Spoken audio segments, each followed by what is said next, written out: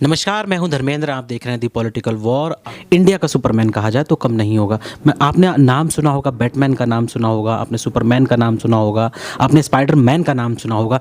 अलग अलग कैरेक्टर्स के नाम आपने जो कहा जाए मार्वल्स की स्टोरीज़ में देखे भी होंगे और सुने भी होंगे। बहुत ही दिलचस्प किस्सा है हमारे हिंदुस्तान का, हमारे भारत का। कहा जाए एक ऐसी उम्मीद, एक ऐसी होप, एक ऐसी इंस्पिरेशन जो युवाओं से लेकर हर वर्ग के व्यक्ति को प्रेरणा देती है और देने का काम कर रही है। हमारे साथ इस समय मौजूद हैं राघवेंद्र कुमार जी सर मौजूद हैं। सर, आपका बहुत बहुत स्वागत। धन्यवाद सर, मैं इतना बड़ा नहीं हूँ, आपने हमारी इतनी तारीफ कर दी। कहा जाए आपको आज देश दुनिया में हेलमेट मैन ऑफ इंडिया के नाम से आपको जाना जाता है, तो कैसा लगता है जब इस नाम से आपको बुलाया जाता है? सर, ये नाम बड़ा अच्छा लगता है क्योंकि मैं पिछले 10 वर्षों से जो मैं लड़ाई लड़ रहा हूँ और आज उसी लड़ाई संघर्ष की पहचान ही है, जो कि लोग हमें राघवेंद्र कुमार के नहीं नाम से जानते हैं, हेलमेट मैन ऑफ इंडिया के नाम से जानते हैं। और इंडिया जब नाम जोड़ना, क्योंकि आज भारत ही वैसा देश है जो पूरे विश्व स्तर पर मौत के आंकड़ों में ऊंचाइयों को छू रहा है। और ये जो मौत की रफ्तार है, ये आने वाले 1.4 बिलियन नागरिक के लिए और भी एक बहुत चिंता में डाल सकती है।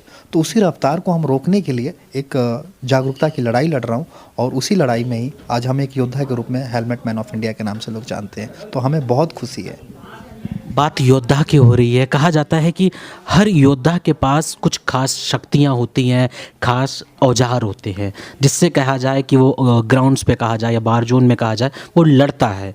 या कहा जाए जिस तरीके से किसी को अगर हम कुछ सिखाते हैं या टीचर भी होता है तो उसके पास ब्लैक बोर्ड होता है, डस्टर होता है, चौक होता है। आपका जो औजार कहा जाए वो हेलमेट है। जी बिल्कुल, उस समय भी मस्तक पर भी पहना हूँ।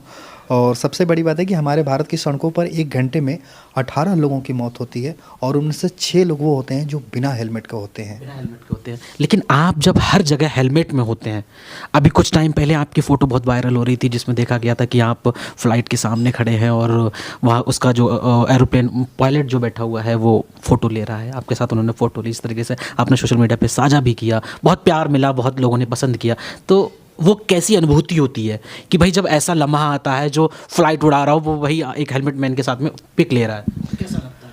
अच्छा लगता है। वो जब अपने इंडिया से अन्य देशों के लोग रहते हैं और वो सोचते हैं कि मैं भारत के हेलमेट मैन से वो चीज़ें कर रहा हूँ, क्योंकि वो भी हमारे एक भगवान के रूप में होते हैं जो पायलट उड़ा हमारी ज़िंदगी बचाने के लिए। लेकिन किसी जब आप फ्लाइट में जब सफ़र करते हैं तो आपको सीट बेल्ट हर बार, आप चाहें जितनी बार करेंगे तब भी बताइए कि सीट बेल्ट बांध लिया जाए आपकी सुरक्षा के लिए। आज हमारे भारत की सड़कों पर प्रत्येक दिन 500 लोग घर वापस नहीं पहुँच पा रहे हैं कि हेलमेट और सीट बेल्ट न लगाने की वजह से। और सबसे बड़ी बात है कि जो 500 किसी शमशान घाट में लाशें जलती हैं, वो एक भारत के लिए बहुत चिंता का विषय है। और अगर आज मैं कहता हूँ कि अगर उन शमशान घाट को किसी गंगा किनारे से विस्थापित करके एक्सप्रेसवे किनारे कर दिया जाए तो एक बहुत पूरी विश्व के लिए बहुत एक मंजर का विषय हो सकता है, क्योंकि इतनी मौत। तो इन चीज़ों को, चुनौतियों को रोकने के लिए आज भारत के मतलब हर परिवार में एक योद्धा बनने की ज़रूरत है। और उसी चीज़ को लेकर के जिस तरह से मैं मिशन में चाहे फ्लाइट हो या कार में भी हेलमेट पहन करके चलता हूँ, तो मेरी लोगों से यही आग्रह रहती है कि आप जो यहाँ पे अपनी सुरक्षा की तो बेल्ट बांध लिए, क्या आप सड़कों पर उन नागरिक को जिससे आपसे कोई ब्लड रिलेशन नहीं है, जिन्हें आप नहीं जानते हैं, उनको सड़कों पर क्या सुरक्षा की जो बेल्ट बांधने के लिए, हेलमेट लगाने के लिए आप अपील कर रहे हैं? तो मेरी यही एक उनसे एक रहती है कि वो लोग भी अपनी चुप्पी तोड़ करके भारत की परिस्थितियों को समझते हुए जागरूकता की लड़ाई लड़ें।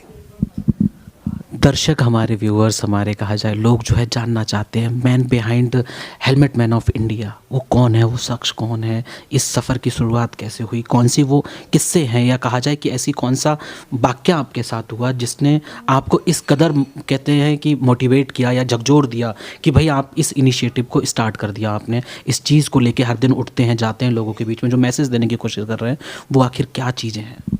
देखिए, ये बड़ा अच्छा प्रश्न है आपका। मैं ग्रामीण क्षेत्र से आता हूँ, वैसे मैं भी बिहार से हूँ।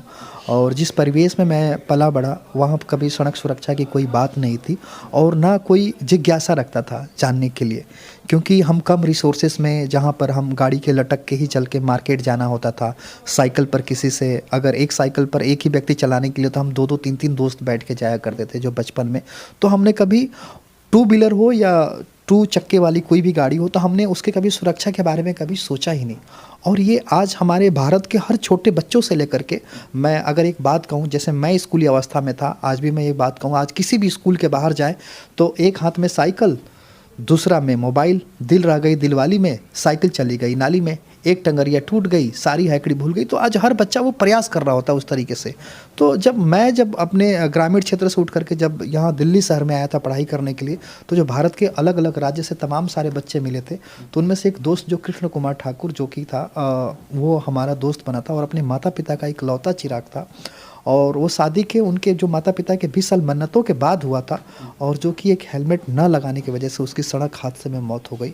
तो उसी समय से मैंने शपथ लिया कि मैं अपने दोस्त की तरह और किसी को नहीं मरने दूंगा, और तब से मैंने सड़कों पर हेलमेट बांटने का मिशन बना लिया।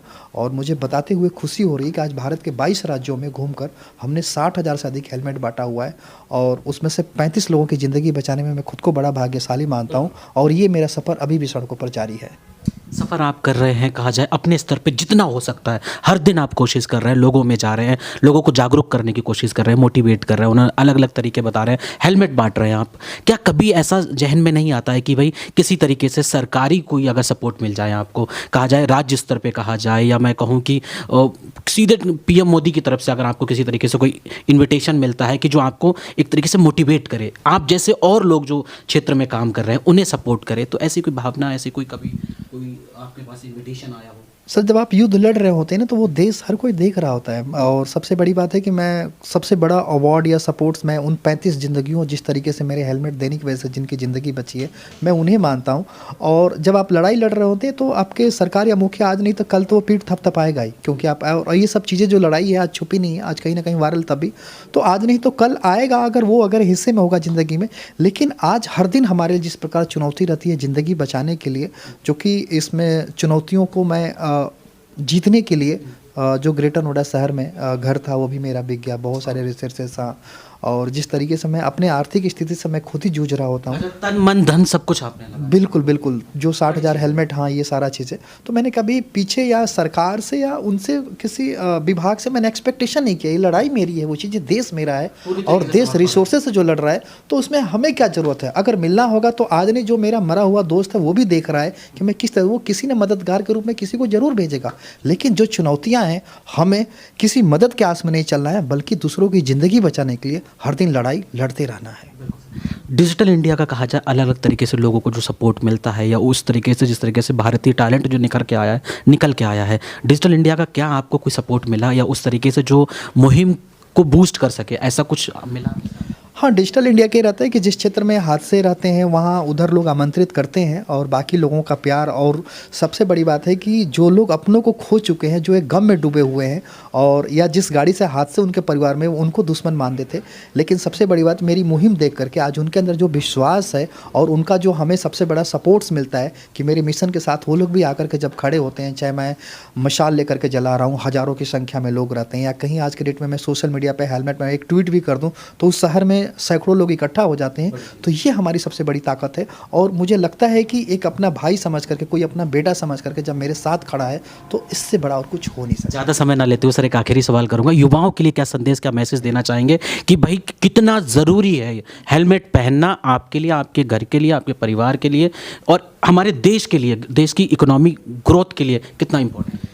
देखिए, इसमें 4% जीडीपी का नुकसान आ रहा है। आज आम व्यक्ति भी मर रहा है, तो उसमें सरकार की 92 लाख रुपए का नुकसान हो रहा है। और मैं जाते जाते यही कहूँगा कि जिस प्रकार जो हमने समस्या देखी कि हाँ बचपन से कोई हेलमेट क्यों नहीं पहन रहा है, क्योंकि उसके माता पिता ने प्रयास नहीं किया है। मैंने सुप्रीम कोर्ट से लड़के जो 4 साल के बच्चे के ऊपर हेलमेट का कानून पास करवाया, मैंने तो करवा दिया। अब आपकी लड़ाई है कि आप जहाँ से हैं वहाँ की स्कूलों में जो बच्चे हेलमेट नहीं पहन रहे हैं, या उनके गार्जियन अभी तक नहीं पहन पा रहे हैं, तो जिस तरीके से उन पेरेंट्स से ये जरूर कहें कि जिस तरह से आप जूते चप्पल पहना रहे हैं, उन बच्चों को हेलमेट भी पहनाएं, ताकि आने वाले जो भारत के सड़कों पर इतनी मौत की रफ्तार जो बढ़ रही है, हम उसे रोक सकें। बहुत बहुत शुक्रिया सर इतना कीमती समय देने के लिए। धन्यवाद धन्यवाद धर्मेंद्र जी।